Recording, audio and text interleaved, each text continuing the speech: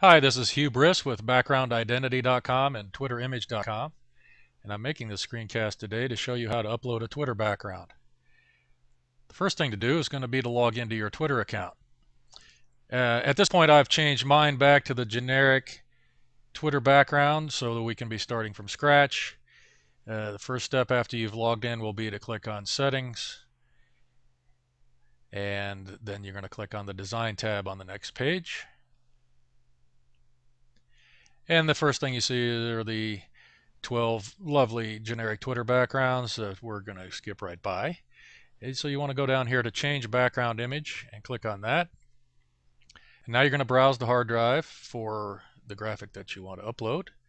Well, you locate that graphic and click open.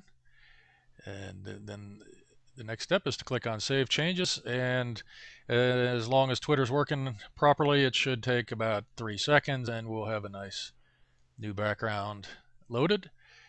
So there's my nice new background identity background. And as you can see now, there's some color changes I need to adjust because that sidebar color just isn't going to go with that background. So the next step will be to click on Change Design Colors. And now you've got several options you can change here, including the background color, which at this point I'm going to change to black. And your sidebar colors, the sidebar border. As you can see, there's like a darker line going down the edge here, and on the profile page there are some horizontal lines dividing the sections. In most cases I make both those the same color, but sometimes it does look nice to have a border around there. So the first thing I'm going to do is change my sidebar color to something more appealing, and I want to go with something in the blue grays. So I'm going to slide up here until I get into the blues. Then I'm going to click inside and as every time the color changes. So I'm going to scroll my mouse around in here until I get a color that I think goes nice with my background. Once I've got that, I click on Done. And now for the sidebar border, I'm going to go ahead and leave a border, but I want something that goes a little bit better with that color, so I'm just going to go with a light gray. And again, click Done. Now at this point, as you can see, I've got the generic text colors, which sort of clash a little bit in my opinion, so I'm going to be in the gray range and go with some link color about there and click Done. Now the only problem I've got is that the text color, which shows up nicely on the white, isn't going to work well on that dark background, so I'm going to need to adjust that. In this case, with a dark background, what you want to do is go with a color that is light enough to show up on the background in the sidebar, but also dark enough to look nice on the white.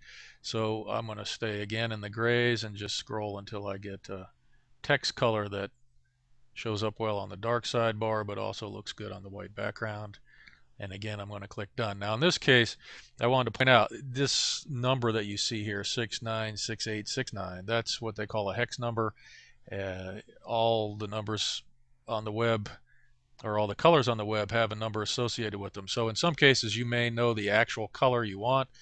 Somebody may have given you some colors to use, or you may be copying an exact color off of the graphic itself, and if you know that number, you would just paste that in, and you wouldn't have to go through the process of dragging around to manually select your colors.